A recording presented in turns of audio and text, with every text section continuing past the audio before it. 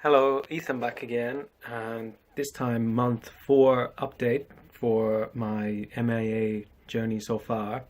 So maybe this month the most amount of things happened. So I finished RTK and I'm on to bilingual sentence mining now, and I did the JCAT test just before I start sentence mining, so I can get some kind of documentation or some kind of record of maybe where I was comprehension wise. And then in 6 months I can do it again and kind of see how it changed. So that'll be interesting. So yeah, I finished RTK a week ago, roughly a week ago. I finished RTK. And when I was doing RTK, I had a lot of words I knew that I could attach to the kanji. So I think it made it easier to get through it all because I was already familiar with them, because before I did MIA, I was doing lazy kanji and I was already reading. And so I could identify a lot of the kanji by reading and like what their readings would be and words associated with them. So doing RTK3 didn't make as much sense from that perspective because I don't really know many words that I could attach to those. So I'm putting off doing RTK3 for a while until my reading gets to like a higher level and I've got more words that I can attach to RTK3 kanji. So putting that on the back burner for now and just getting into sentence mining. Sentence mining, yeah, I'm using subs to SRS for most of it. Basically, I want to do as much listening as I can, and kind of not do too much reading because I don't want my reading to get ahead of my listening or get much ahead of my listening anyway. So my plan is to do audio cards, audio on the front, picture on the front, expression on the back, meaning on the back of the one word I don't know, bilingual definition.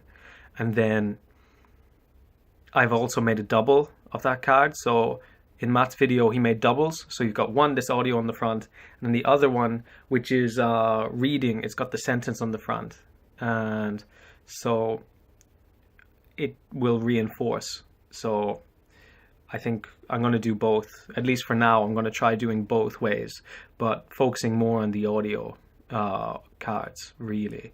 And then using the other cards to, reinforce each other. But it might be a bad idea. It might be better to just do the audio cards without any reading cards. So I might change that. And I'm adding like 10 cards a day, and it's double because it's obviously one audio card and one reading card. So that's like 20 cards a day, but it's 10 expressions, 10 sentences every day.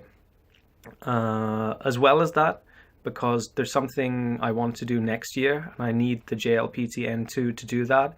So I'm going to take the test in December, but I'm not studying for it. I should be able to pass it, to be honest. If I keep immersing for the next 3 months, it shouldn't be too much of a problem, I don't think. The only problem is my reading speed. So I'm going to be reading 1 hour every day.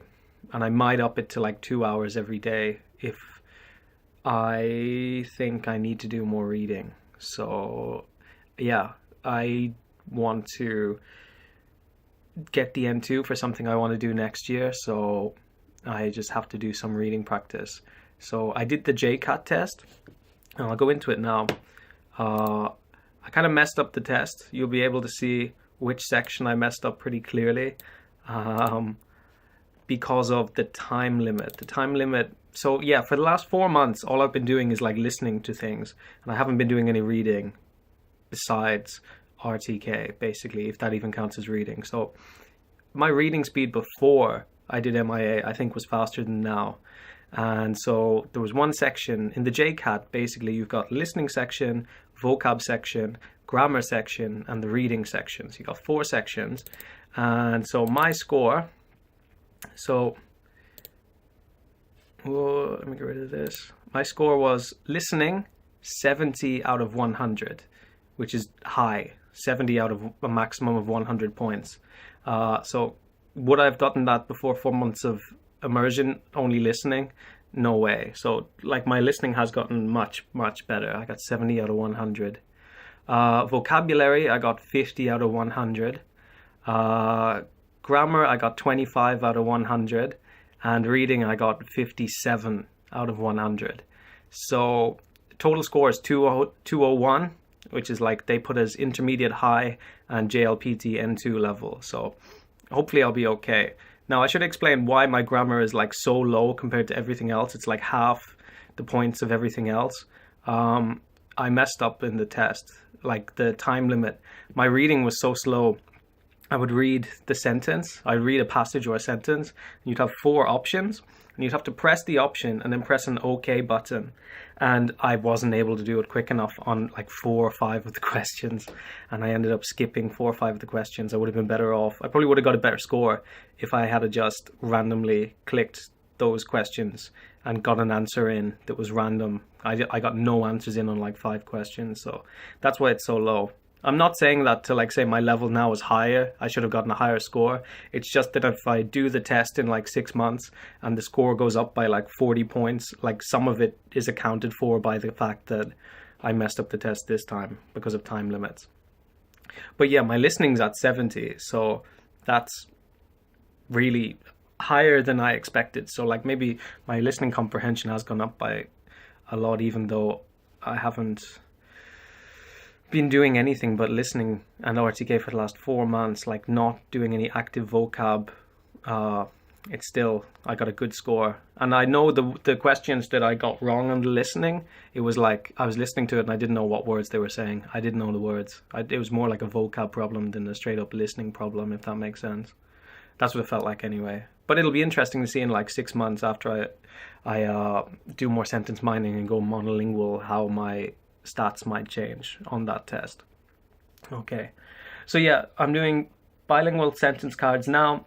I'm doing 10 a day. I'm doing doubles, like reverses, so one's audio, one's reading. I'm doing 1 hour of reading a day. Right now I'm doing magazines, so I have a Kindle and I've got Kindle Unlimited. I live in Japan, so I'm just reading Japanese magazines, which are great, to be honest. I'm actually enjoying reading them. And I recommend Popeye. It's a good magazine. It's about like stuff in the city here, like men's stuff in the city here as well, fashion and stuff. And so I'm going to continue doing that, and then in like December, the new year time, I'm aiming to do the monolingual transition. So I'll probably like do an ease into it, probably like start like 1 card a day, and maybe the branches I'll do bilingually, to be honest. Makes sense to me. And just slowly do it throughout the new year time. And that's really it. Maybe in the past month, yeah, my listening has gotten better. I'm kind of enjoying TV shows more. I'm able to catch more details than I did before, and that's really fun. And I just need to work on my reading speed, because I know when I did that test, my biggest problem I had was I noticed, having not done reading for like 4 months, that my reading speed was significantly low, and that was noticeable. And so I do want to do way more listening, because I think getting your listening to a high level is more important in the long run, and it's also good for your accent. So I'm probably going to do like 1 hour of reading a day and build it up like that, and maybe I'll go up to 2 hours a day. But my active listening is going to be like at least 4 hours a day, I'd say. Yeah. And then passive listening throughout the rest of the time. So yeah, that's my plan. So yeah, thank you very much, and I'll see you next month.